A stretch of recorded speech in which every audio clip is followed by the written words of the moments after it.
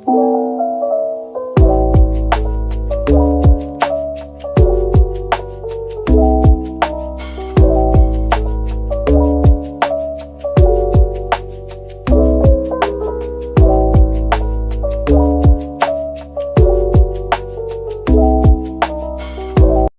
ilmu fonetik, bunyi yang kita ucapkan bukan sekedar proses mekanisme biasa, melainkan hasil kerjasama yang sistematis dari 3 sistem alat ucap manusia. Sistem pertama adalah pernapasan, di mana paru-paru berfungsi sebagai sumber tenaga utama yang memompa aliran udara keluar. Kedua adalah fonasi, yang berpusat pada laring dan pita suara. Di sini getaran pita suara menentukan jenis bunyi yang dihasilkan. Apakah bunyi itu bersuara seperti huruf B dan D atau tak bersuara seperti huruf P dan T.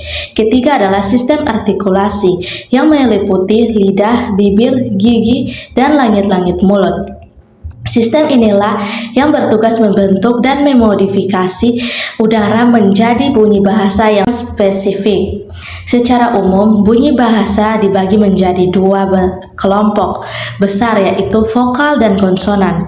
Bunyi vokal dihasilkan tanpa adanya hambatan pada aliran udara di rongga mulut. Kualitas ditentukan oleh tinggi rendah lidah, posisi maju mundurnya lidah, serta bentuk bibir.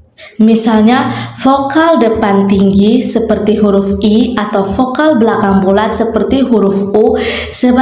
Sebaliknya, bunyi konsonan diproduksi dengan adanya hambatan pada saluran udara, baik sebagian maupun total. Konsonan diklasifikasikan berdasarkan tempat artikulasinya, seperti bilabil yang melibatkan kedua bibir pada bunyi P dan B, serta cara artikulasinya seperti bunyi letup atau bunyi getar seperti huruf R. Selain bunyi tunggal dalam bahasa Indonesia, terdapat fenomena diftok dan cluster. Diftok adalah gabungan 2 bunyi vokal yang diucapkan dalam satu kesatuan suku kata, di mana posisi lidah bergeser secara dinamis saat diucapkan. Contohnya dapat kita temukan pada kata pantai dan pulau. Sementara itu cluster atau gugusan konsonan adalah gabungan 2 konsonan atau lebih dalam satu suku kata tanpa diselingi oleh vokal, yang umumnya muncul pada kata serapan seperti kata praktik dan struktur.